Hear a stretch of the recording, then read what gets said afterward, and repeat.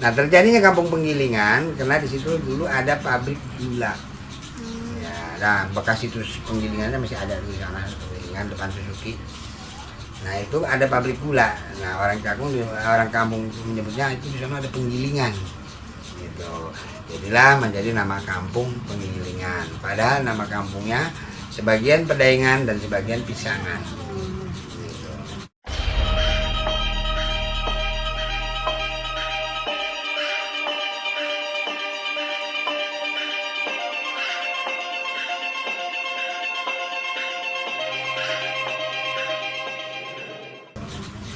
Yang menjadi benda sejarah di Cakung itu, menjadi ciri khas di Cakung itu apa?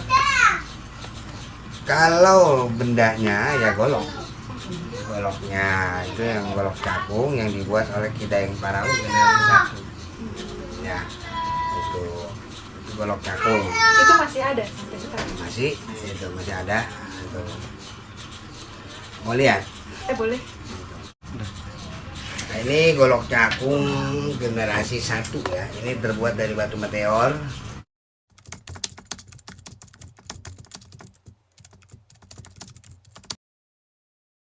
Ya, bukan dari logam. Boleh pegang Ya, boleh. Nah, ini terbuat dari logam ya. Bukan dari logam ya, dari batu meteor. Maka dia tidak berserat. Iya ya. Ya, gitu. Memang dari awal sudah seperti ini. Sudah seperti itu. Nah, Tapi ringan juga ya. ringan memang. Kalau yang asli ini ringan. Dia terbuat dari batu meteor. Lihat berarti kan dia nggak berserat. Iya. Kan kalau besi kan dia berserat. Iya. Gitu. Karena ini umurnya sudah 600 tahun. Ini 600 tahun. Ya, sudah 600 tahun. Berarti pertama kali yang memegang golok Cakung ini sehingga sampai ke Suhu ada generasi-generasi. Betul. Jadi awalnya begini ya. Nah, ini dulu saya ketemukan sebetulnya bukan dengan sengaja saya dapat dari tangan manusia ya. Bukan dari tangan orang. Ini saya dapatkan di bawah pohon tertancap di pinggir empang yang pada saat itu ada petunjuk gaib ya. Nah, setelah itu saya coba, saya keluarkan, ternyata ini ketemu ya. Nah, kalau gagangnya masih asli ya. Ini gagangnya masih asli ya. Kalau sarungnya itu udah buatan saya sendiri. Nah, ini saya ketemukan, entah dulunya siapa pemiliknya ya, dan dipegang oleh siapa lagi ya, akhirnya kalau dipegang saya ini sejak tahun 80. Ya, sejak tahun 80. Ini gagangnya ini ada artian khusus nggak? Ya, ini artinya apa? Ini kalau dia mirip ya, ini asli ya, generasi 1.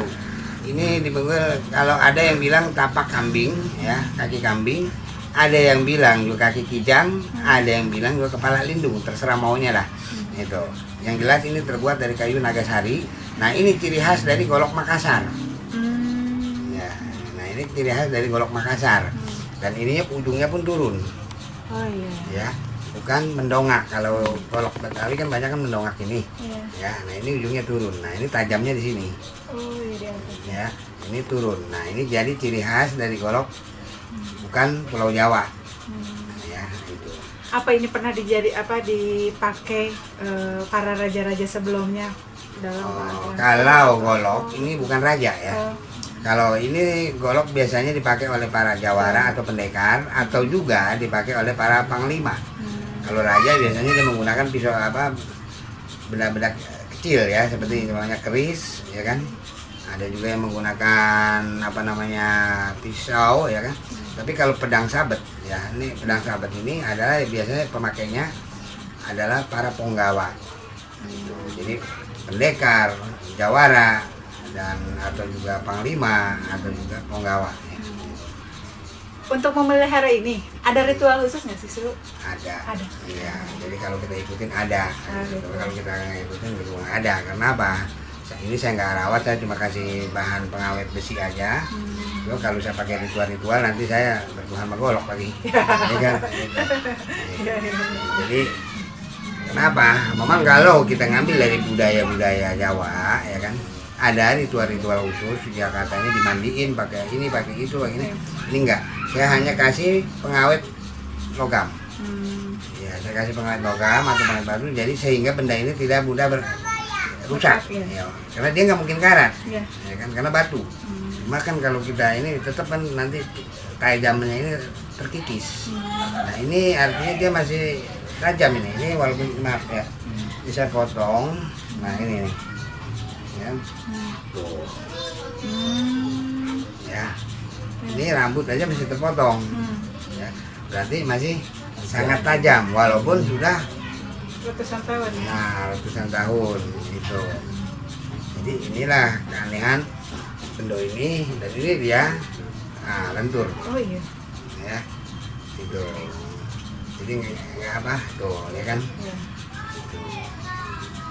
Jadi dia agak lentur padahal batu, dan ciri khas golok cakung ini ujungnya bengkok ke kiri. Tuh tadi. Ya.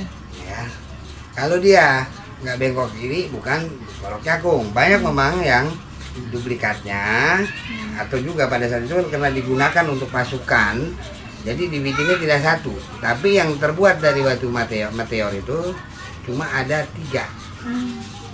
Yang satu ini, yang 2 masih di alam gaib ya, karena terpendam.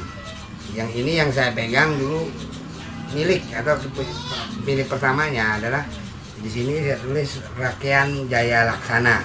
Maksudnya Rakean Jaya Laksana itu? Ini pemegang pertama. Oh, pemegang pertama ya. Dari ciptaan Ki Daeng Parau diberikan kepada Rakean Jaya Laksana, atau disebut juga Laksamana Lowikian. Ya. Apakah orang-orang khusus yang bisa memegang senjata ini, golok ini? Ini Mbak bisa ya. Nah, itu. Cuma kalau mau dimainkan jangan sembarang. Oh, gitu. Dia memiliki power gaib sendiri. Oh, gitu. Jadi kalau saya mainkan dia seolah-olah bergerak sendiri. Iya, soalnya tadi juga agak Ya, gitu. Jadi ada getaran magis. Nah, gitu. Ada getaran magis. Nah, jadi kalau saya mainkan nih, nah ini kita diajak sama dia. Iya, soalnya Ya. tadi juga agak. Jadi dia memang nggak memiliki kekuatan magis yang cukup tinggi. Gitu. Jadi saya nggak berani mainin golok ini karena takut ngamuk. Iya benar. Apa ya?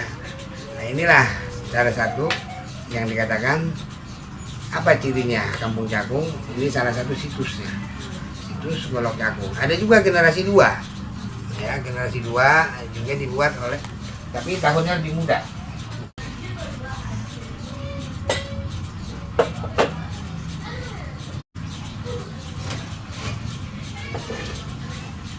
Ini generasi 3 ya, generasi 2 nya lagi di bawah. Ini generasi 3 buatan Ki Daimin Dua Hawu ya. Ini Ki Daimin Dua Hawu, gagangnya hampir mirip ya. Ya. Nah, ini juga mempunyai kekuatan magis yang cukup tinggi. Nah ini dia dari besi. Nah, perhatikan. Kalau besi kan berserat. Iya berserat. Ya. Itu besi berserat ya. Ini dari besi. Ini generasi ketiga buatan Ki Daimin Dua Hawu. Dulu yang memegang golok ini siapa? Nah kalau ini Ki Daimin yang pegang. Ya, Ki Daimin. Jadi ini era ini kalau saya hitung usianya baru sekitar 400-an lah. Ya baru 400 tahun. Lebih muda ya orang. Lebih muda ya. Bahkan dari Ki Daeng Parau baru Ki Daeng Nambirin. Baru ke Ki Daimin. Nah, baru nanti ke Ki Baira. Jadi generasi 4-nya Ki Baira. Tapi agak-agak berat sedikit ya. Di sini ringan, di sini agak berat. Nah, mengenai power gaibnya lebih tinggi nih kan. Iya. Itu tapi agak ringan. Kalau ini agak ringan kan. Cuma memang agak cuma kalau di sini dipegangnya agak berat, di sini ringan, di sini yang berat. Ya betul, karena ini logam. Iya. Kalau ini batu. Jadi ini kalau kita pegang ini melayang gitu. Iya. Dia lebih ke berat ke ujung. Iya. Nah, sekarang getaran gaibnya kan lebih mana? Lebih tinggi nih kan? Iya, kalau ini nggak terlampau ini. Iya. Ini agak megangnya tadi agak kuat. Iya. Nah, ini generasi 1, ini generasi 3. Ya, jadi ada 2 versi, juga ada 2 macam. Ada yang ujung naik, ya. Iya. Ada yang ujung turun juga. Kalau buat Ki Daimin. Nah, Ki Daimin ini akhirnya wafatnya di daerah Kerawang ya. Nah ini di daerah Singapura Bangsa abad ke-15. Kali ini tadi abad 13-14. Jadi bedanya cukup 200 tahunan kan? Iya, jauh. Ini sudah abad ke-15.